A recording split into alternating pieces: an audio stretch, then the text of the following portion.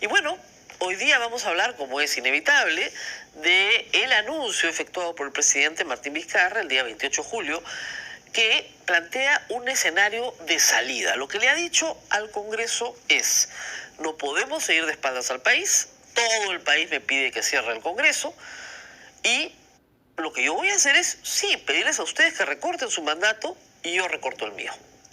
La reacción inicial del Congreso esa misma tarde, de acuerdo a varias crónicas, fue muy violenta, querían vacar al presidente, pero poco a poco han ido entrando en razón. El pedido del presidente plantea hasta 7 escenarios distintos. Hoy día se va a presentar la propuesta de reforma constitucional, que va a ser muy parecida a la que se aprobó en el año 2000. Una disposición transitoria que establece que las elecciones del 2016, ¿no es cierto?, el mandato termina en el 2020, para el presidente y para los congresistas. Pero además, una serie de disposiciones legislativas, ya no de orden constitucional, para ordenar el cronograma electoral y establecer con qué reglas de juego se va a participar. Primer escenario: todo es armonía. El Congreso está de acuerdo con el Ejecutivo y deciden que efectivamente hay que recortar el mandato. ¿Qué se necesita? Se necesita 87 votos en una legislatura y 87 votos en una segunda legislatura. No alcanza el tiempo para hacer unas elecciones el próximo año, porque habría que esperar hasta marzo, ¿no es cierto? No alcanza el tiempo. Pero si hay voluntad, y podría haberla, se puede hacer lo mismo que se hizo el año 2000. Paniagua entró al poder en noviembre y tuvimos elecciones. ¿Cómo se hicieron las dos legislaturas? Se creó una ficción. Se estableció que una legislatura duraba 15 días y la siguiente duraba 15 días. Y de esa forma se aprobó la reforma constitucional que permitió las elecciones. Porque había una voluntad, porque todo el Congreso estaba de acuerdo en que tenían que recortar su mandato. Esa es una posibilidad. La otra son 66 votos y referéndum, que será en noviembre o diciembre. Reitero, esto es si hay armonía, si se consiguen los votos, si el Congreso quiere. Todo lo que viene después es no hay armonía. Siguiente opción, la segunda: no se aprueba. No se aprueba. Martín Vizcarra se queda en el poder hasta el 28 de julio del 2021. Él, Mercedes Arauz y todo el Congreso. Tercera opción: no se aprueba. Vizcarra renuncia para forzar, ¿no es cierto?, la salida. Y Mercedes Arauz se queda. Y sigue siendo presidenta hasta el 28 de julio del 2021. Cuarta opción: Vizcarra renuncia. No se aprueba tampoco. Vizcarra renuncia, Mercedes Arauz renuncia, y Pedro Lachea asume la presidencia del Congreso, la presidencia del Perú, Karina Beteta la presidencia del Congreso, y vamos de inmediato a elecciones generales, que es lo que dice el artículo 115 de la Constitución. Que no nos engañen con que solamente es elecciones para presidente. Falso. Vamos a elecciones generales. También, quinta opción: no se aprueba, pero el Congreso decide que en realidad a Pedro Lachea no lo eligieron para ser presidente del Perú, se censura esa mesa directiva o renuncia a esa mesa directiva. Se censuró a la de Marta Hildebrand, acuérdense, en el 2000, y se elige una nueva mesa directiva, en el entendido que quien la presida va a ser el presidente del Perú, como sucedió con Valentín Paniagua y Carlos Ferrero. Se puede nombrar a otro congresista, presidente del Congreso, y a otro primer vicepresidente que se queda como presidente del Congreso. Muy bien. Sexta posibilidad: tampoco se aprueba y el presidente hace una cuestión de confianza. Dice: ok, no me lo aprobaron, muy bien, hago de exactamente en la misma reforma constitucional y anexos legislativos cuestión de confianza. Y me lo aprueban tal cual. Entonces ahí se abren dos escenarios, subescenarios.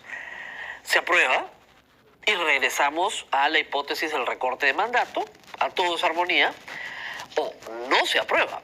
Con lo cual el presidente de la República disuelve solo el Congreso, pero él se queda ¿hasta cuándo? Francamente, hasta cuando quiera. O hasta el 2020, como ha prometido, o hasta el 2021.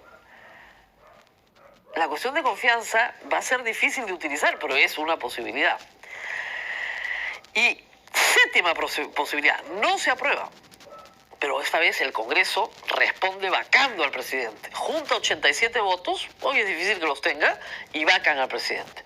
¿Y qué pasa ahí? Se quedan con Mercedes Arauz hasta el 28 de julio del año 2021, que era lo que a gritos proponían el día domingo 28 de julio después de escuchar al presidente. Varios voceros entraron a esta reunión y gritaban hay que vacarlo, ¿no? Como si les hubiera hecho un daño. Ahora, de todos estos escenarios, políticamente, ¿cuál es el que más conviene a todos? Los partidos, y me estoy refiriendo a los 24 partidos con inscripción. El de hacerlo todo en armonía, por varias razones. La primera es, si se recorta el mandato, este sería el último año del mandato parlamentario. Por lo tanto, el presidente ya no puede disolver el Congreso. Quedan asegurados. Segundo, si se recorta el mandato, los grupos políticos van a poder elaborar sus listas parlamentarias de tal manera que sus candidatos a la presidencia también puedan postular al Congreso. Esto ya se aprobó, ya es ley.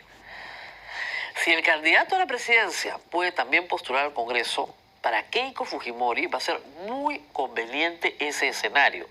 Y no solamente para ella, para Jaime Yoshiyama, para Pierre Pigarri, para Ana Bea, todos postularán al Congreso. ¿Por qué? Porque van a obtener inmunidad parlamentaria que les va a dar por lo menos la posibilidad de seguir sus procesos en libertad. Por lo menos eso. De repente no les dan la inmunidad de proceso, pero sí les dan la inmunidad de arresto. Y eso es una enorme ventaja en esta circunstancia que alcanza a otros grupos políticos que veremos también presentarán candidatos al Congreso para obtener inmunidad. Es completamente pragmático lo que estoy diciendo, pero es un atractivo que en este momento no tienen y que de esperar 2 años tal vez ya no tengan porque ya tienen condenas. Así que yo creo que por ahí también hay un asunto a discutir. Además, hay que decirlo con claridad, en estos 36 meses, el Congreso se ha saboteado a sí mismo de una manera irracional. No por la conquista del poder, sino por la destrucción del poder del otro. Sin parar. Es un Congreso sumamente desprestigiado. Si el presidente está ofreciendo una salida que incluye su autosacrificio y el Congreso no la acepta, lo que llegue a las elecciones del año 2021 van a ser partidos absolutamente destruidos. No van a salvar ni la valla. Tal vez ahora puedan salvar la valla. Tal vez. Un año más de conflicto, un año más de pugna y pelea, teniendo en sus manos la posibilidad de salir de esto, no va a mejorar su posición política frente al electorado. Y tienen que entender que entran ya a un tiempo electoral, donde los partidos tienen que hacerse atractivos al electorado, no disuasivos de que el electorado no se acerque a ellos. Si la mayoría del país considera que el Congreso es un problema y que tiene que ser disuelto o cerrado, incluso de maneras absolutamente inconstitucionales, y el presidente propone una salida constitucional y el Congreso no la toma y la rechaza sistemáticamente, ¿en qué pie llegan esos partidos políticos hoy representados en el Congreso a las elecciones del 2021? Llegan destruidos. Si quieren salvar sus inscripciones y su posibilidad de tener cuadros en el Congreso, tienen que aceptar o tienen que comenzar a leer correctamente la calle, cosa que no están haciendo. Y el presidente se los dijo. A donde voy en el país me piden que cierren el Congreso. Y no nos quiere nadie, pues. Esa es la verdad. Puede sonar populista, pero hay una dosis de pragmatismo en esto que creo que es bien clara. Si los partidos entienden bien el momento, entenderán que la primera opción de hacer todo en armonía es la mejor. Todas las demás opciones, tenemos 6 más, no es lo mejor para el Perú. Ni para ellos mismos, ni para sus partidos. A ellos no los van a reelegir. La inmunidad se les va a acabar de todas maneras, o el 28 de julio del año 2020 o el 28 de julio del año 2021. No hay plazo que no se cumpla. Y sí, algunos congresistas, pocos, algunos tienen que enfrentar procesos judiciales, apenas se les acabe la inmunidad. Tarde o temprano va a ocurrir. Pero el sacrificio de unos puede ser el beneficio de su partido. Y los que están fuera del Congreso, dentro de los partidos, pueden estar comenzando a pensar que esto es muy conveniente. Vamos a dejarlo aquí porque hoy se presenta el proyecto y mañana podremos comentarlo con amplitud.